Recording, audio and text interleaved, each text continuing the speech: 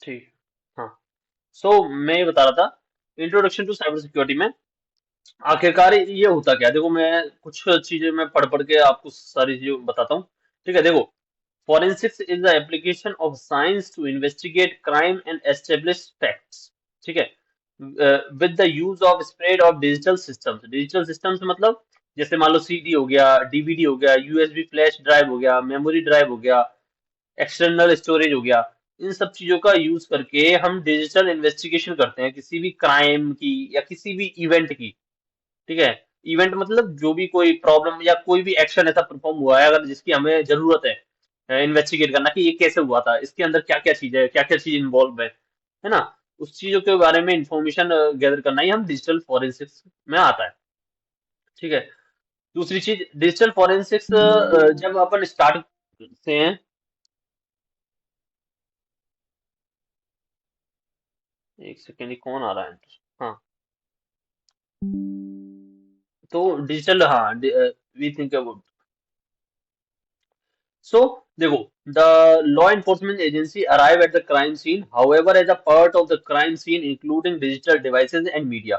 देखो, कोई भी क्राइम सीन में कोई भी जब जो लॉ एनफोर्समेंट एजेंसीज हैं, लाइक सीआईडी हो गया, फॉर एग्जांपल एनआईए हो गया, या फिर कोई भी पुलिस हो गया नॉर्मल। ठीक है, वो जब जाती है क्राइम सीन पे तो इन्वेस्टिगेट करती है सारे जो डिजिटल डिवाइस है उनको भी उनको जब्त कर लेती है।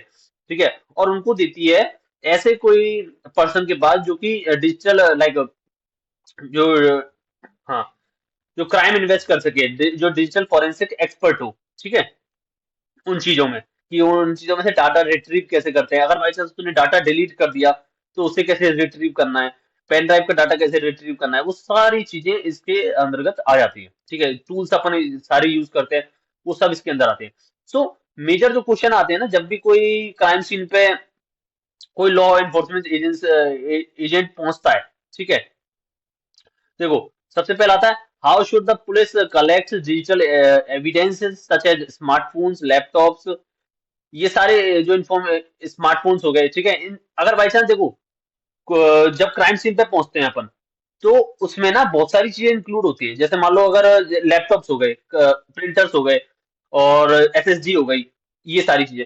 बट ना अगर बाई चांस कोई क्रिमिनल है, अब वो ओपन ही छोड़ गया उस पीसी को। ठीक है, उसमें पासवर्ड मान लो पहले लगा था लेकिन अब ओपन छोड़ दिया, तो उसे ना स्पेशल ट्रीटमेंट की जरूरत होती है। बिकॉज देखो, अगर किसी का पीसी पहले से ओपन है तो उसे अब हमें तो ये देखना है हमारे पासवर्ड कैसे चेंज होता है, सिंपल। अगर बाई चांस किसी का लॉक है पहले से ही, तो उसे फिर अलग तरीके से ट्रीटमेंट देना पड़ेगा हमें कि भाई आप बंद करके ले चलो, अब तो अपने लैब में जाके ही खोलेंगे उसे। ठीक है, लेकिन अगर चालू है तो हमें ऑन द स्पॉट हमें उसके अंदर एक्शंस परफॉर्म करने होते हैं, जिससे वो पास बढ़े या लॉक ना हो पीसी। ऐसे ही एक केस था जिसमें ना डार्क वेब का एक हैकर, उस मतलब बहुत बड़ा हैकर जो सिल्क रूट नाम से एक वेबसाइट चलाता था, इलीगल वेबसाइट। तो वो क्या करता था, एक जगह रह रहा था अच्छे से, शायद दुबई वुबई में रह रहा था। ठीक है, वहां रह के वो पूरा जो सिल्क रूट है, मतलब इलीगल वेबसाइट जहां पर ड्रग्स हो गई, गन्स हो गई, और एमुनिशन हो गए, या फिर किसी को किलिंग करानी है किसी की। ठीक है, वो सारी चीजें प्रोवाइड कराता था उसी वेबसाइट से। ठीक है, तो क्या है, पुलिस ने जब रेड मारी थी ना उनके घर पे, तो वो जब उस पीसी पे काम कर रहा था। ठीक है, उस पीसी पे काम कर रहा था, तो एक्चुअली में क्या है, जब जैसे ही वो पुलिस ने हमला किया उसके घर पे, तो वो बाहर आ गया। ठीक है, घर के एकदम से, और पुलिस ने जब एंट्री किया ना उसके घर पीसी पे, तो वो पीसी चालू था, और उसने सारी, तब उन्हें पता चला कि ये एक्चुअली में मालिक है सिल्क रूट का, जो कि एक इलीगल वेबसाइट है। उससे पहले किसी को नहीं पता था उसके बारे में कि ये इतना जो शरीफ आदमी है, जो दुबई में रहता है, अच्छे घर में रह रहा है। ठीक है, नॉर्मल इंसान, नॉर्मलों की तरह रिएक्ट कर रहा है, नॉर्मल पीपल्स की तरह, और इतना बड़ा मास्टरमाइंड है जो कि पूरी सिल्क रूट को, जो वेबसाइट है उसको चला रहा है। ठीक है, क्योंकि देखो अब एक बार पीसी बंद हो गया उसके बाद तो हो सकता है पूरा डाटा ही रिट्रीव कर दे। ठीक है, रिमोटली, मतलब छूने की भी जरूरत नहीं है, फिर भी रिट्रीव पूरा डाटा वो इरेज हो जाता है। बट ऐसे ही था, जब वो आदमी पकड़ा। ठीक है, तो वो उसका पीसी चालू था, तो इसलिए वो फंस गया उस चक्कर में, है ना। और पुलिस एजेंसी, जो लॉ एनफोर्समेंट एजेंसी है, उनको पता चल गया कि भाई ये जो इंसान है वो पूरा सिल्क रूट जो एम्पायर है वो खड़ा किया है ऐसे बंदे ने। तो काफी अच्छी स्टोरी है इसके बारे में। अगर तुम्हें और पढ़ना हो तो यूट्यूब पे जाके सर्च करना सिल्क रूट। ठीक है, तो आपको मस्त कहानी मिलेगी इसको रिलेटेड, काफी नॉलेजेबल है, जिससे आपको पता चलेगा क्या क्या क्राइम्स हो रहे हैं, कितने टाइप्स के हैकर्स हैं, क्या क्या चीजें चल रही हैं दुनिया में। क्या नाम है भैया है उसका? ना? Silk route, silk route site का नाम। हाँ जो था, अभी तो खैर बंद कर दिया, क्योंकि देखो ये ऐसी जो डार्क वेब पे जो ऐसी जो साइट्स होती है ना, वो अगर आप अभी बंद करा दोगे उन्हें तो अगले अगले अगले दिन कोई और खोल देगा उसे, मतलब कुछ ज्यादा उसे तामझाम जरूरत नहीं है खोलने के लिए, उसे बस केवल एक लैपटॉप खोला और वो ओपन हो जाती है। तो ऐसी साइट्सों को ना बंद करना बहुत मुश्किल होता है गवर्नमेंट एजेंसीज के लिए, कि भाई अब उसने लैपटॉप बंद किया, सिंपल सी बात है, उसका लैपटॉप पे होस्ट कर देते हैं वो लोग। ठीक है, तो लैपटॉप बंद किया, वो पूरी साइट गायब हो गई इंटरनेट से। ठीक है, और लैपटॉप खोला तो पूरी साइट आ गई दोबारा से। है ना? तो ऐसे होता है। तो इसीलिए इनको पकड़ना ना काफी मुश्किल होता है, बहुत साइटों को गवर्नमेंट एजेंसी बंद कराती हैं, आज भी करा रही हैं। है ना? रोज हजारों मतलब 100 हजार जो भी वेबसाइट्स बंद हो रही है, बट अगली सुबह ये इससे डबल वाली खुल जा रही है। ठीक है, तो मतलब ये सारी चलता रहता है कि पुलिस लॉ एनफोर्समेंट एजेंसी बंद कराती है साइट्सों को, ऐसी इलीगल साइट्सों को। है ना? बहुत सारी चीजें जो बेचती हैं खराब खराब। ठीक है, और ह्यूमन ऑर्गन्स तक बिकते हैं। ठीक है, उन साइटों को बंद कराती हैं, बट ये दोबारा ओपन कर लेते हैं ये सारी चीजों को। तो वो सारी वो भी डिजिटल फॉरेंसिक्स में आता है। ये सारी चीजें, कि इन्वेस्टिगेट करना क्राइम्स को, और बाई चांस किसी ऐसे हैकर्स को पकड़ना, वो सारी चीजें इसमें आ जाती हैं। अब देखो, मेजरली जो डिजिटल फॉरेंसिक्स होता है वो दो तरीके से होता है। एक तो होता है तुम्हारा पब्लिक सेक्टर इन्वेस्टिगेशन में। ठीक है, refers to the investigation carried out by the government and law enforcement agencies, they would be a part of crime और सिविल इन्वेस्टिगेशन। ठीक है, इसके अंदर क्या होता है, जब कोई क्राइम हो जाता है ना, तब तब लॉ एनफोर्समेंट पहुंचती है, एजेंसी पहुंचती है, और उस सीन की, जैसे मान लो किसी ने मर्डर कर दिया, अब उसके उसके घर पे जाएगी तो उसके सारे डिजिटल डिवाइसेस को जब्त करेंगे। ठीक है, और वो प्रॉपर जो क्रिमिनल लॉ है उसके अनुसार चलते हैं। ठीक है, जो डिजिटल फॉरेंसिक्स वर्क करने की, कैसे अपन को सबसे पहले जो विक्टिम है उसकी उसकी डिटेल्स कलेक्ट करनी है। ठीक है, उसके उसके डाटा के साथ क्या करना है, उसका डाटा कैसे रिट्रीव करना है, वो सारी चीजें लॉ एनफोर्समेंट एजेंसी के थ्रू कंट्रोल होती है। दूसरा जो डिजिटल इन्वेस्टिगेशन में वो आता है, वो आता है तुम्हारा प्राइवेट सेक्टर इन्वेस्टिगेशन। ठीक है, रेफ देखो इसमें लिखा है, private sector investigation refers to the investigation carried out by corporate bodies by assigning a private investigator whether. देखो इसके अंदर ऐसा होता है, जो नॉर्मल पीपल है ना, जैसे हमारे और आप जैसे, तो ये प्राइवेट कंपनी, जैसे प्राइवेट कंपनी में कोई इवेंट वगैरह हो गया तो हमें हायर करते हैं कि आप ये हमारे में इंसिडेंट हो गया है, अब इस इंसिडेंट की आप एक बार हमें पूरी रिपोर्ट दो बना के। ठीक है, कि कैसे हुआ है, क्यों हुआ, किसने किया। है ना? और पूरा स्टेप बाय स्टेप रिपोर्ट दो, और कौन इसके अंदर विक्टिम है, मतलब कौन जिम्मेदार है इस सबका, पूरे इवेंट का। ठीक है, तो ये वर्क होता है मोस्टली जो डिजिटल एजेंसी उनका होता है। आपको बनना नहीं बनना ये आपकी चॉइस है, बट आपको ना इसके बारे में नॉलेज होनी चाहिए कि वो क्या क्या टेक्निक्स अपनाते हैं, किस किस तरीके से कोई भी चीज आपकी हैक होती है, रिट्रीव होती है डाटा। और मान लो किसी बंद लैपटॉप से हम डाटा कैसे रिट्रीव करते हैं, जैसे कैमरा हो गया, कैमरे के अंदर से कैसे हम डाटा निकालेंगे। एसएसडी हो गया, एसएसडी के अंदर बाई चांस डिलीटेड डाटा कैसे रिट्रीव करेंगे। तो उन चीजों के बारे में आपको इन्फॉर्मेशन होनी चाहिए, जो कि एक नॉर्मल वर्क एनवायरनमेंट में भी काफी काम आती है। ठीक है, तो अब देखो, कंसीडर द डेस्क। देखो इस डेस्क में ये बताओ कि smart in the addition to the smartphone camera SSD with what would be the interesting for the digital forensics. मतलब क्या लगता है तुम्हें कि इसके अलावा, लैपटॉप फोन कैमरा के अलावा क्या इंटरेस्टिंग हो सकता है जो अपन को जरूरत है डिजिटल फॉरेंसिक्स में करने के लिए? तो बताएगा?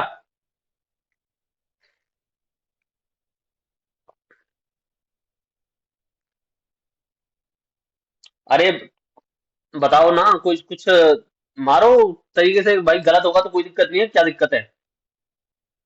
हाँ, बोल तो सकते ही हो, उसमें क्या दिक्कत है? हाँ कुणाल, और कौन है? भैया क्या बताना दोबारा, क्वेश्चन क्या बताया, समझ में नहीं आया मुझे। ये नीचे लिखा है ना क्वेश्चन, कि इसके अंदर ये बताओ कि ये स्मार्टफोन कैमरा एसडी कार्ड के अलावा ऐसी क्या चीज है इस टेबल पे रखी हुई, लैपटॉप। जो एक लैपटॉप। डिजिटल, हाँ उसके लिए, ठीक है, तो यही तो, ठीक है, लैपटॉप। लैपटॉप। हाँ बिल्कुल, लैपटॉप हमारे लिए काफी काम में आ सकता है, बिकॉज कोई भी डिजिटल लैपटॉप तो सबसे इंपॉर्टेंट चीज है, क्योंकि इसके अंदर सबसे ज्यादा डाटा हमारा अवेल रहेगा। ठीक है, लैपटॉप करते हैं। ओके, ये करेक्ट हो गया हमारा। आगे बढ़ते हैं, डिजिटल फॉरेंसिक प्रोसेस। ठीक है, अब देखो इसके प्रोसेस के अंदर देखो क्या क्या होता है। मैं आपको एक ये थोड़ा शॉर्ट में ही समझाऊंगा, बट हाँ, ये पढ़ लो, क्योंकि तुम्हारा ये असाइनमेंट है, ये मैं करा रहा हूँ तुम्हारी हेल्प के लिए, है ना। मुझे तो ये वैसे तुमसे कराना चाहिए था, बट मैं करा रहा हूँ बिकॉज देखो मोस्ट ऑफ द लोगों ने नहीं किया है ये, तो मैं नहीं चाहता।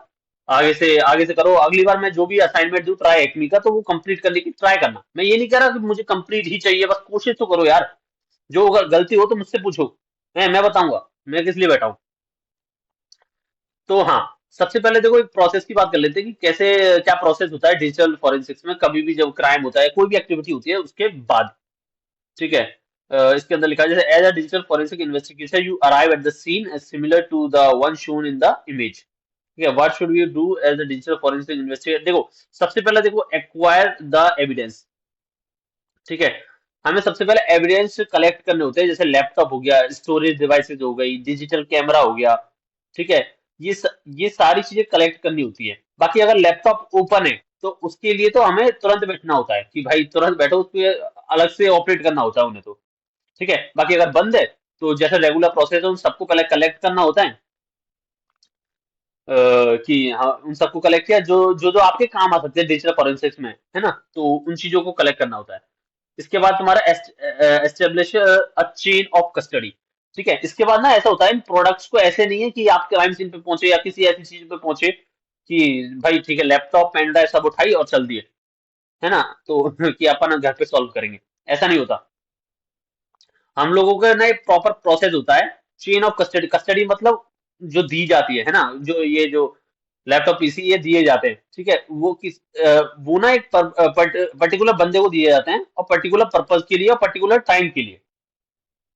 ठीक है, वो सारी चीज नोट होती है, और ऐसा नहीं है कि डायरेक्टली आपको मिल जाता है, ये सारे पहले आपको जमा कराने होते हैं, मान लो कस्टडी में देना होता है कि ये आपको इन्फॉर्मेशन देनी होती है कि ये हमारे पास सामान है, जैसे लैपटॉप हो गया उसके बारे में, ये लैपटॉप का मॉडल है, ये इसका नंबर है, ठीक है, उन सबके बारे में इन्फॉर्मेशन देनी होती है, जो भी आपसे हायर अथॉरिटी है उसको। और उसके बाद आप अपनी जो, देखो नेक्स्ट उसमें place evidence in a secure container. ठीक है, ऐसा नहीं है, आपको ना सिक्योर कंटेनर के अंदर इन्हें स्टोर करना होता है, जैसे पीसी इनको, क्योंकि देखो डिजिटल फॉरेंसिक्स में जब भी जाओगे फ्यूचर में, अगर बाई चांस जाने का किसी का मन हो, तो उसके अंदर क्या होता है, you want to ensure that the evidence does not get damage. ठीक है, in this case the smartphone you want to ensure that the they can not access the network, है ना, तो ये सारी चीज आपको इंश्योर करनी होती है कि उसे कोई डैमेज ना हो उस सामान को, मतलब जो भी मिला है आपको। बाकी जो जैसे मान लो आपका फोन है, अब फोन के साथ ऐसा है, अगर बाई चांस उसे इंटरनेट से कनेक्शन मिल रहा है, ठीक है, कनेक्ट हो रखा है वो, तो ना कोई रिमोटली उसे उसे रिमोटली भी उसे बिल्कुल क्लीन कर सकता है, मतलब उसके इरेज कर सकता है सारा डाटा को वाइप कर सकता है। तो वो चीज भी होती है कि हमें ना ये इंश्योर करना होता है कि किसी भी एक्सटर्नल उससे कनेक्टिविटी ना मिले, जिससे हमारा जो काम है वो और ना बढ़े, बिकॉज क्योंकि फिर हमें जो डाटा इरेज हो गया, जो हमारे पास था वो इरेज हो चुका है, अब उसे रिट्रीव करना होगा। तो इसीलिए हम उसे किसी भी आउटर कनेक्शन से दूर रखते हैं, जिससे हमें सेफ्टी सेफ्टी रहे उसकी, है ना।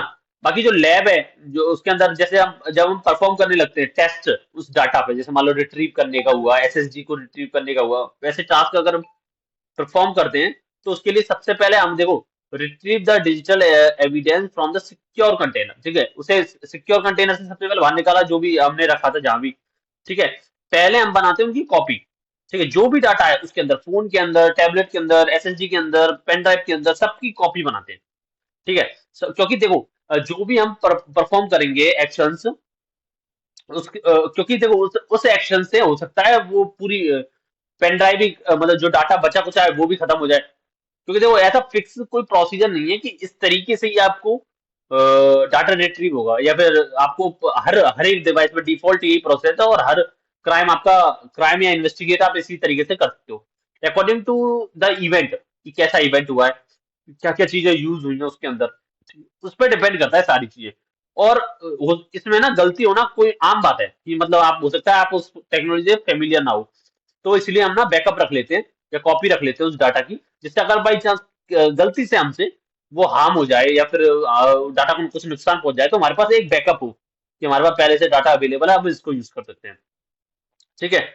अ, हाँ तो जैसे फिर उसके बाद जैसे डाटा से कॉपी निकाला अपन ने, इसके बाद अपन अपन वर्क करते हैं जो कॉपी डाटा है ना उस पर, कि भाई इसको जैसे मान लो इनक्रिप्टेड है, मान लो कोई डाटा, अब इनक्रिप्टेड डाटा को डिक्रिप्ट करने की ट्राई करते हैं। ठीक है, उसमें अगर बाई चांस कोई डैमेज हो जाता है तो हमारे पास पहले से एक नई कॉपी तो है ही है, बिकॉज हमने कॉपी कर रखी है। तो इस तरीके से कुछ डिजिटल फॉरेंसिक्स वर्क करती है।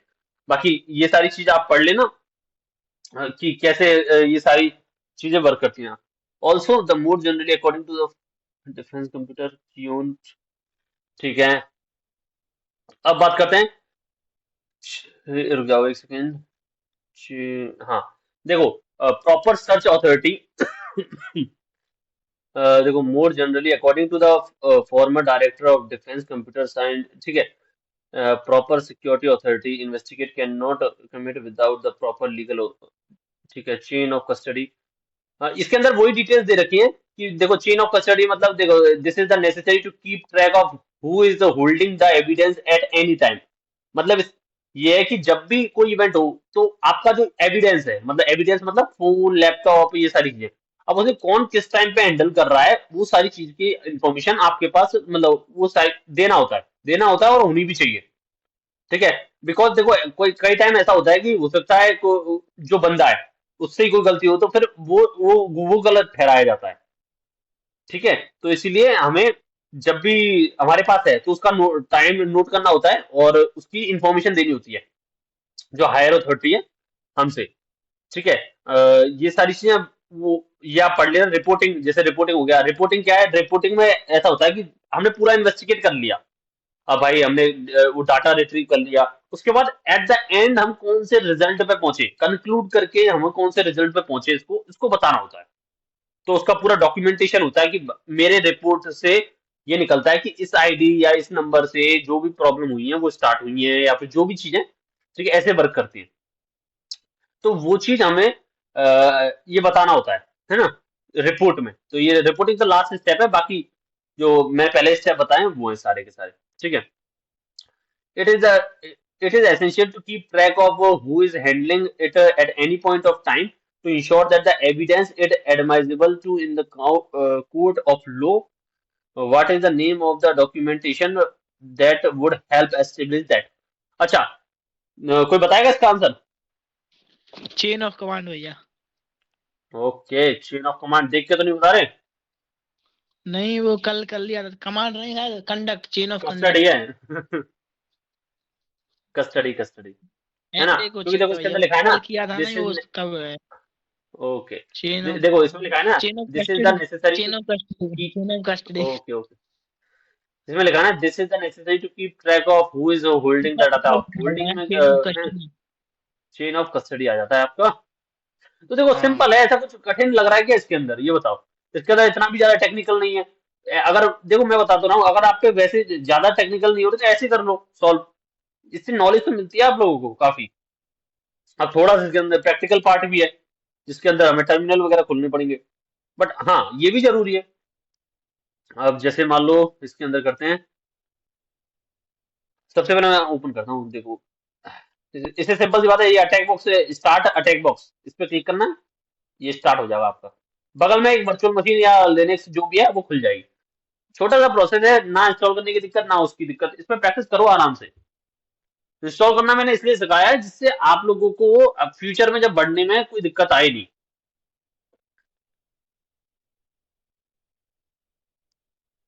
एक बार इसको खुल जाने दो जब तक अपन देखते हैं कि, हाँ इसके अंदर लगा देखो ये डॉक्यूमेंट मेटा डाटा। क्या होता है डॉक्यूमेंट मेटा डाटा, कोई जानता है जिसने पढ़ रखा है पहले से? क्या भैया? डॉक्यूमेंट हाँ मेरा मेटा डाटा डाटा, क्या होता है, ये डॉक्यूमेंट मेटा डाटा। हम्म, देखो, डॉक्यूमेंट इसमें हाँ स्टोर होते हैं। बताओ। देखो इसके डॉक्यूमेंट अंदर शायद पढ़ो, देखो स्टोर। मैं बताता हूँ। देखो, when we create a text file, the TXT मतलब टेक्स्ट फाइल होता है, some meta data gets saved by the operating system.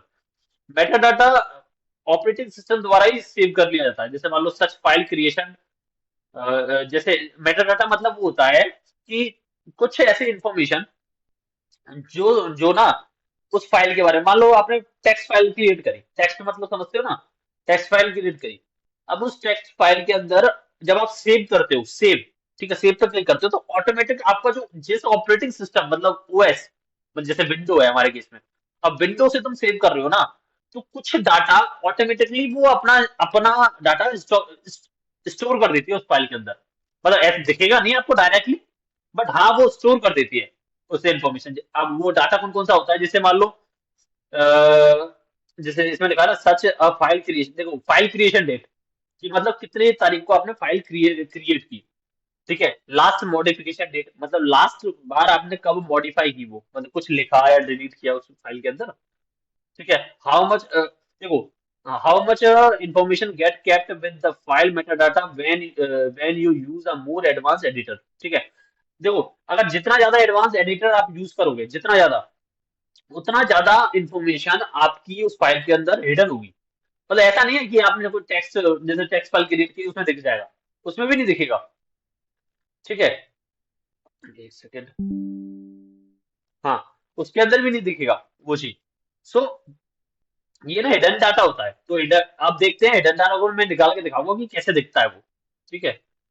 सच जैसे मान लो इसमें लिखा है such as MS Word, there are various ways to read the file meta data you might open when within their official viewer editor or use a suitable forensics tools, ठीक है। Note that the exporting the file other formats such as PDF would maintain most of the metadata in original document depending on the PDF writer used, ठीक है। देखो ऐसा ये ऐसा बोल रहा है कि डिजिटल, देखो डिजिटल फॉरेंसिक्स में ना ऐसे टूल्स का बहुत कॉमन है कि भाई अगर मान लो किसी क्राइम सीन में पहुंचे, उसने कोई कोई फाइल वगैरह सेव कर रखी है, अब उसका मेटा डाटा निकाल के हम देखेंगे कि भाई इसने ये फाइल बनाई कहाँ पर, लास्ट बार ये इस फाइल का यूज कहाँ से किया, ठीक है। इस चीजों के बारे में इंफॉर्मेशन निकालते हैं। और जब हमें ये चीज पता चलती है कि भाई इसने लास्ट बार फाइल अपनी मान लो लिनक्स, कोई लिनक्स सिस्टम से बनाई है अपनी फाइल, ठीक है। लेकिन अभी प्रेजेंट में तो इसके पास विंडोज है, तो अब लिनक्स कहाँ से यूज की इसने, है ना। तो वो चीज ऐसे करके अपन किसी रिजल्ट पे पहुंचते हैं कि भाई अब लिनक्स सिस्टम को ढूंढो कि भाई लिनक्स कहाँ है, ठीक है। तो वो चीज होती है कि ये मेटा डाटा इसीलिए इंपॉर्टेंट होता है, इसीलिए फॉरेंसिक्स में अपन यूज करते हैं कि किसी जैसे मान लो किसी क्रिमिनल या किसी उसकी फाइल अपन को देखनी हो कि भाई इसने कहाँ कब ऐड की, कभी ये इस पे वर्क कर रहा था, ठीक है। वो सारी चीजें ना इसमें इंफॉर्मेशन उसकी होती है। और जैसे इसमें बताया पीडीएफ, जैसे पीडीएफ अगर बाई चांस चेंज भी कर लेते हैं ना, जैसे मान लो पीडीएफ हो गया, पीडीएफ के अंदर भी ये सेम चीज होती है, पीडीएफ हो गया, ठीक है। अब इनको निकालने के लिए जो टूल होता है वो आता है पीडीएफ इन्फो, ठीक है। पीडीएफ इन्फो टूल होता है जो कि अपन यूज कर सकते हैं किसी भी सिस्टम में, किसी भी मतलब किसी भी पीडीएफ का डाटा मेटा डाटा रिट्रीव करने के लिए, ठीक है।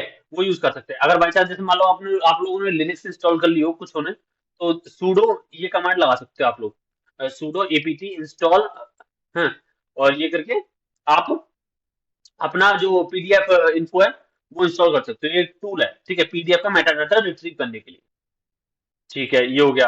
अब इसके अंदर बोला है यूजिंग पीडीएफ इन्फो टूल मतलब find out the author of the attached PDF file, मतलब ऑथर फाइंड करना है कि किसने ये बनाई थी फाइल, ठीक है, पीडीएफ फाइल। एक सेकंड में आया, जब तक तुम पानी वानी पी लो, मुझे छोटा सा काम। जी बोल रहा हूँ क्लास तो हेलो, क्लास लेवत रहे भाई भैया ने वो रिकॉर्डिंग स्टार्ट कर तो दी है। एक सेकंड एक सेकंड एक सेकंड, हाँ बस बस करो। हाँ, सो कहाँ पर थे अपन, हाँ पीडीएफ पे। तो देखो पीडीएफ टूल से अपन को इसके अंदर मेटा डाटा फाइंड करना है, ठीक है। तो पहला तो ये टास्क है हमारा। दूसरा ऐसा ही जो जैसे मैंने बताया ना पीडीएफ में मेटा डाटा होता है, ऐसे ही इसके अंदर ना फोटोज के अंदर ना EXIF डाटा होता है, ठीक है। ये भी डाटा क्या क्या बताता है, देखो ये बताता है तुम्हारा कैमरा का मॉडल, मतलब जिस जिस फोटो जिस कैमरा से आपने फोटो खींची है उसका मॉडल बता देता है कि भाई किस कैमरे से आपने फोटो खींची। दूसरा, डेट और टाइम, जब भी आपने कब फोटो खींची है उसका टाइम बता देता है। उससे मैं बता रहा हूँ मेटा डाटा में क्या क्या होता है। डेट होता है, टाइम होता है, ठीक है, स्मार्टफोन का जो कैमरा से खींचा है वो उसका मॉडल होता है, ठीक है। अगर बाई चांस देखो फोटो सेटिंग में फोकल फोकल लेंथ में मिल जाती है, फोकल लेंथ क्या है इसकी, ठीक है। और बहुत टाइम ऐसा होता है कि लोकेशन भी मिल जाती है, लॉन्गिट्यूड लेटीट्यूड वो सब मिल जाता है ना। बिकॉज अगर बाई चांस आपने जीपीएस ऑन कर रखा है तो फोटो खींचोगे तो जीपीएस इमेज के अंदर वो सारी इंफॉर्मेशन कैप्चर हो जाती है, ठीक है, कि आपने कौन से लॉन्गिट्यूड लेटीट्यूड पे आपने फोटो खींची है, उसको आप गूगल मैप में डालो और अपनी इंफॉर्मेशन निकाल लो, ठीक है, कि भाई लोकेशन लोकेशन निकालो उस चीज की कि कहाँ पर ये फोटो ली गई है। वही चीज बताइए इसमें। जो मेजरली इसमें जो टूल होता है वो XIF टूल होता है जिसको अपन यूज करते हैं, ठीक है। Of command line tool is FIX used to read write meta data various file types. ये बहुत लोग ना मेटा डाटा को इरेज भी कर सकते हैं, ऐसी बात नहीं है इरेज नहीं किया जा सकता अपनी फोटोज के अंदर से मेटा डाटा, तो वो कोई बात नहीं है ना। तो इसके अंदर यही इसके अंदर चलो मैं करके दिखाता हूँ आपको, है ना। सबसे पहले अपन को क्या है, डॉक्यूमेंट में निकालना है ना, डॉक्यूमेंट का क्वेश्चन है अपना, ठीक है। Using PDF info find out the author of the attached PDF file, ठीक है। सबसे पहले एंटर करते हैं इसमें। अब देखो ये भी एक तरीके का लिनक्स ही है, ठीक है, ये डिफरेंट टाइप का लिनक्स है, बस काली लिनक्स नहीं है शायद ये डिफरेंट टाइप का लिनक्स है ना। तो ये अलग अलग वर्जन निकलने हैं लिनक्स के। अब टर्मिनल पे गया मैं। सबसे पहले देखो LS करते हैं, LS से क्या होता है, तो याद है, भूल गए सब लोग।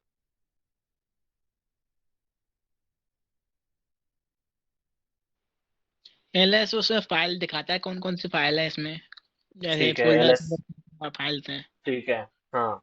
और बाई चांस मुझे किसी फोल्डर में जाना होगा तो क्या करूंगा मैं, मान लो रूम में जाना है मुझे, तो क्या करना है, कोई लिखो लिखो कमांड में लिखो, ऐसे नहीं है एक एक बंदा कोई कर रहा है मैसेज कर दो, अगर बाई चांस नहीं बोल पा रहे तो साइड में चैट बॉक्स का ऑप्शन है उसमें मैसेज करो CD, ठीक है निशांत, साई, ठीक है, CD रूम, ठीक है। इसके अंदर बोला ही है जैसे, एक सेकंड,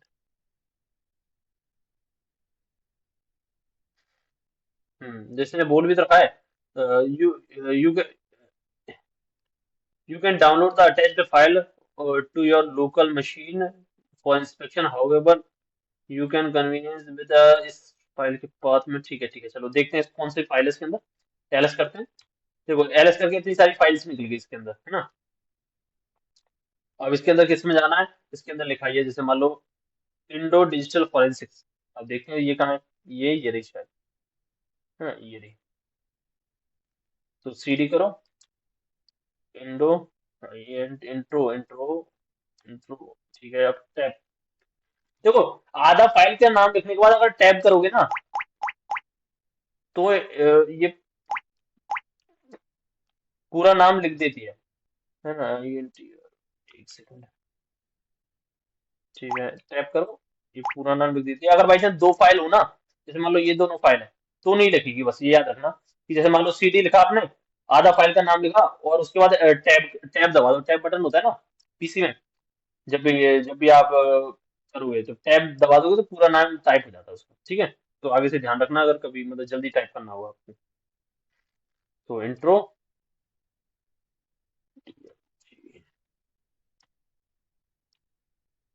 ठीक है, LS, अब LS करते हैं, ठीक है। ये सारी फाइल्स इसके अंदर मिल गई हमें, है ना। अब इस फाइल के अंदर हमें कौन सी फाइल, डॉक्यूमेंट बता रहा है ना ये PDF, ठीक है। हाँ ये बता रहा है कि कोई PDF फाइल है, कोई PDF इन्फो से यूज करना है अपन को, तो PDF इन्फो से यूज करना है तो कोई PDF फाइल होगी वो, है ना। तो अब मान लो यही PDF फाइल दिख रही है मुझे, तो एक सिंपल, तो टूल का यूज करते हैं। कैसे यूज करना है, देखो यहाँ पर लिखा ही है कि कैसे यूज करना है। सबसे पहले अपने को लिखना है PDF इन्फो, और ठीक है इन्फो, और ये NS, ठीक है, टैब ER, टैब PDF, ठीक है। ये लिखिए, अब एंटर करता हूँ। तो इसके अंदर देखो ये आ गया है ना। तो ये सारा पूरा मेटा डाटा देखो इसके अंदर स्टोर है। अब इसे आप खोलोगे ना जब पीडीएफ को, उस वाली पीडीएफ को, तो दिखेगा नहीं आपको। उसके अंदर जो भी कंटेंट है वो दिख जाएगा, बट ये वाली इंफॉर्मेशन जो दिख रही है वो नहीं दिखेगी, है ना। तो यही चीज मैटर करता है। तो देखो इसके अंदर क्या क्या इन्फॉर्मेशन है इसकी, मैं बताता हूँ। इसके अंदर जैसे मान लो ये टाइटल हो गया, प्ले नाउ, ठीक है। सब्जेक्ट हो गया, वी हैव गॉट, जी जो भी लिखा है इसने, GATO। ऑथर जो है इसका, ENN जो भी नाम है इसका, इसको कॉपी करते हैं अपन। ऑथर ही तो मांग रहा था ये, करके एक बार पेस्ट करते हैं, देखते हैं सही हो तो। ओके सही है। बाकी और क्या इन्फॉर्मेशन है, क्रिएटर, देखो क्रिएटर कौन है, माइक्रोसॉफ्ट वर्ड 2016, ये भी इन्फॉर्मेशन आ गई, ठीक है। मॉडिफिकेशन डेट जो है ये रही, ठीक है। क्रिएशन डेट, तुम्हारी क्रिएशन डेट भी वही है, ठीक है। मॉडिफाई मतलब हुई नहीं है, एक बार ही हुई है, मतलब एक बार बस क्रिएट की कर दी है ये। और बहुत सारी इंफॉर्मेशन, मात्र जैसे जावास्क्रिप्ट है या नहीं है, कितने पेजेस हैं, एक पेज है, इंक्रिप्शन है क्या, नहीं है इंक्रिप्शन, ठीक है। पेज साइज कौन कौन से यूज कर रहे हैं, A4 साइज का पेज है, ठीक है।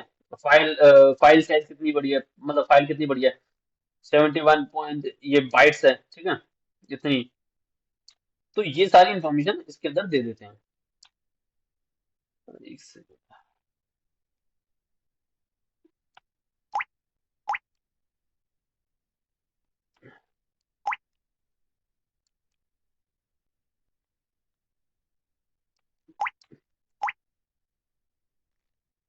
ठीक है, कैट से अपन ना इसको खोल नहीं सकते वैसे, क्योंकि PDF व्यूअर ही चाहिएगा, वही तो मैं सोच रहा था मैं कि कैट से शायद खुल सकता है क्या। हाँ, तो देखो इस तरीके से तो हमने इसका मेटा डाटा रिट्रीव कर लिया, इसका जो ऑथर का नाम था वो रिट्रीव कर लिया, ठीक है। अब हमें फोटो के अंदर हमें क्या फाइंड करना है वो देखते हैं, ठीक है। फोटोज के अंदर अपन फाइंड कर, देखो इसके अंदर लिखा ना, using EXIF tool or any similar tool, try to find where the kidnappers took the image, मतलब कहाँ पर किडनैपरों ने ये इमेज ली है। Image they attach to their document, what are the name of the street, ठीक है। मतलब ये है, हमें लोकेशन फाइंड करनी है। हमारे पास एक इमेज है, अब उस इमेज का मेटा डाटा हमें निकालना है, और उस मेटा डाटा में हमें उसका इंफॉर्मेशन, मतलब लोकेशन की इंफॉर्मेशन निकालनी है कि ये फोटो ली कहाँ गई है, ठीक है। ये इंफॉर्मेशन निकालनी है। तो अब इसको निकालने के लिए देखो एलएस करते हैं अपन फिलहाल में, एलएस, हेलो जा, LS, ठीक है। इसके अंदर एक ही इमेज है अभी फिलहाल में, ये रही। तो इसको करते हैं एक बार, EXIF टूल, और नाम दे देते हैं अब उसका, ठीक है, टैब, एंटर, ठीक है। ये सारा डाटा इतना, ठीक है। अब देखो इसके अंदर कितना सारा डाटा है, एक बार देखो, देखो पूरा डाटा है ना, कितना सारा डाटा इसके अवेलेबल अवेलेबल। एक सेकेंड, हाँ,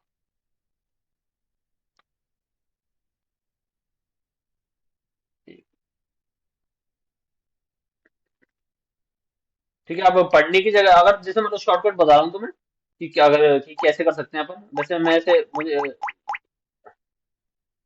निकालने के लिए तो मुझे पता था कैसे कर सकता हूँ, बट हाँ, आपको एक बार शॉर्टकट एक बार दिखा दूं मैं कि इसको देखो, कॉपी करना है अपने को, बस ये हो जाए एक बार कॉपी।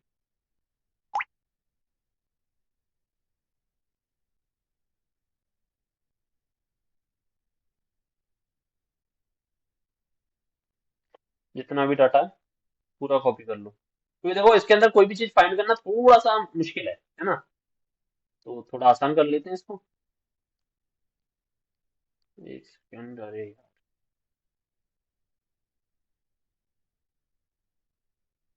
ठीक है, या कॉपी, कॉपी किया। एक सेकंड में दूसरी स्क्रीन शेयर करता हूँ, आप लोग वो देखेगा नहीं।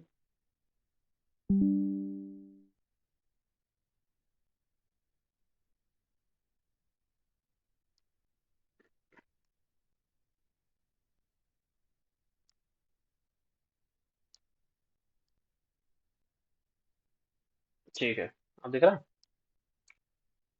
हाँ, तो इस अब मैं कोई भी गया मैं नोटपैड खोला अपना, ठीक है, चालू किया, देखो है ना, इसके अंदर कंट्रोल ए किया, कंट्रोल बी किया, ठीक है।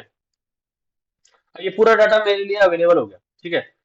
अब इसके अंदर बाई चांस हमें क्या क्या फाइंड करना है, इसके अंदर हमें फाइंड करना है, जैसे इसमें बोल रखा है कि यूजिंग, हमें फाइंड करना है लॉन्गिट्यूड लैटिट्यूड, ठीक है, उसका, कि भाई इसके अंदर मतलब सिंपल सी बात है, लोकेशन फाइंड करनी है ना। तो लोकेशन के लिए सबसे पहले हम कंट्रोल एफ करते हैं, कंट्रोल एफ से ये सर्च बॉक्स ऊपर आ जाता है, ठीक है।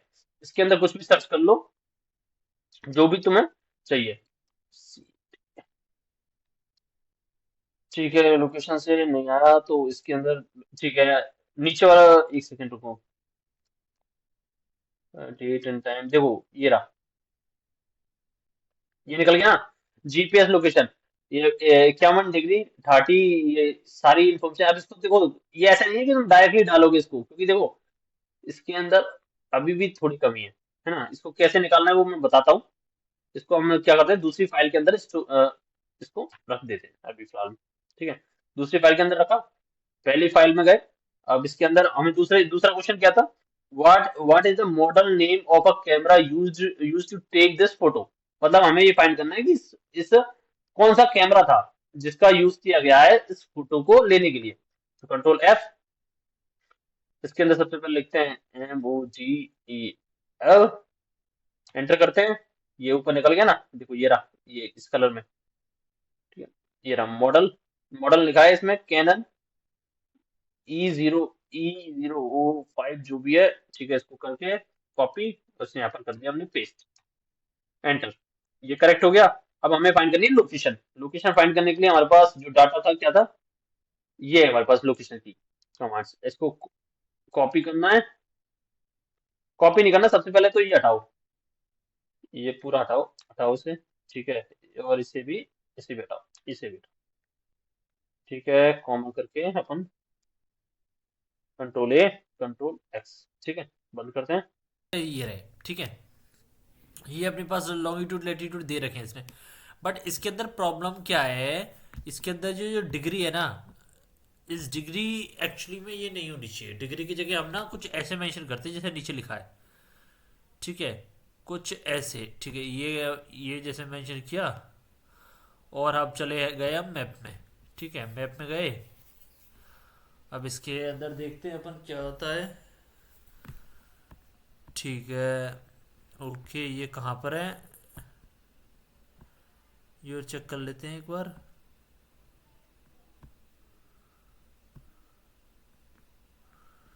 ठीक है, एक बार इसको हम कुछ ऐसे भी लिख सकते हैं, है ना। इसी टेक्स्ट को मैंने कुछ नहीं किया, ज़्यादा चेंज नहीं किया है, ठीक है।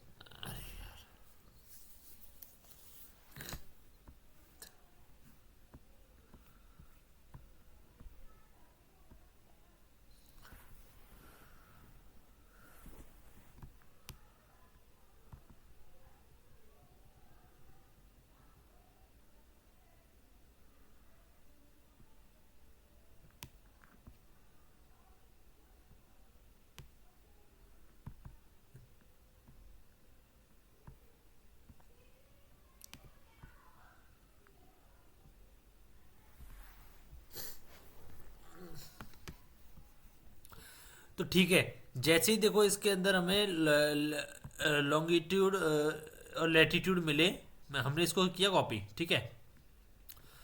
तो कॉपी करना है अपने को, कॉपी किया, ठीक है। फिर आ जाना है हमें कोई भी अपने जैसे अपने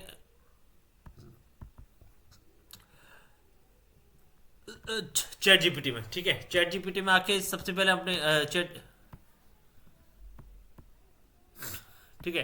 फिर हमें आ जाना है अपने चैट जीपीटी में। चैट जीपीटी में आके हमें ये कमांड करनी है पेस्ट, ठीक है। चैट जीपीटी में आके हमने किया कंट्रोल V, और इसके अंदर make it for the map search, ये लिख देना है बस, ठीक है। ये अपने आप इस कमांड को, ये जो डिग्रीज है इनको ऐसा बना देगा जिससे अपन सर्च कर सकें, कुछ ऐसे,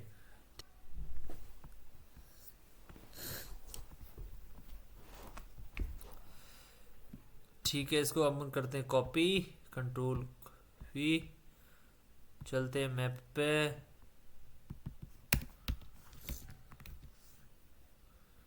अरे यार,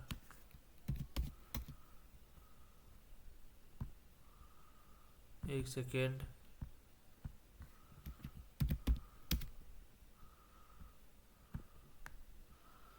मैप पे आ गए अपन। ठीक है, मैप पे आने के बाद अपने को करना है सर्च, जिसमें अपन करेंगे, ठीक है, कंट्रोल वी, और कंट्रोल सी करके एक और बार अपन कर देते हैं कंट्रोल वी। ठीक है, एंटर किया, कुछ नहीं हुआ, फिर कॉमा अपन ने, ठीक है, नहीं हुआ, ठीक है, ठीक है, ओके। ठीक है, अब देखो फाइनली जाके रिजल्ट आ गया अपने पास। इसके अंदर देखो, इसके अंदर लिखा है, इसका एड्रेस क्या है, माइल्क सिटी लंदन, ठीक है, EC2V, ये तुम्हारा एड्रेस है इसका।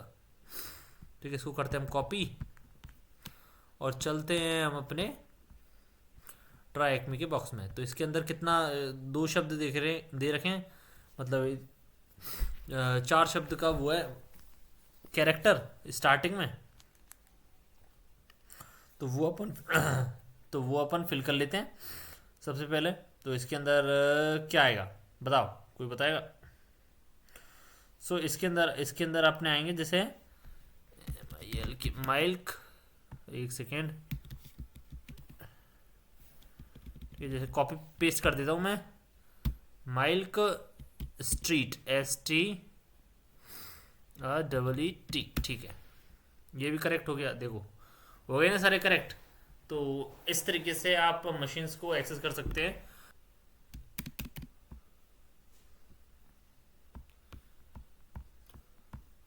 तो इस तरीके से आप कोई भी लोकेशन अपनी सर्च कर सकते हैं। आज की वीडियो के लिए इतना ही, मिलता हूँ आपको इसकी नेक्स्ट वीडियो में। सब्सक्राइब, लाइक ये आप कर देना प्लीज़। हाँ, लाइक शेयर सब्सक्राइब आप कर देना। Thank you.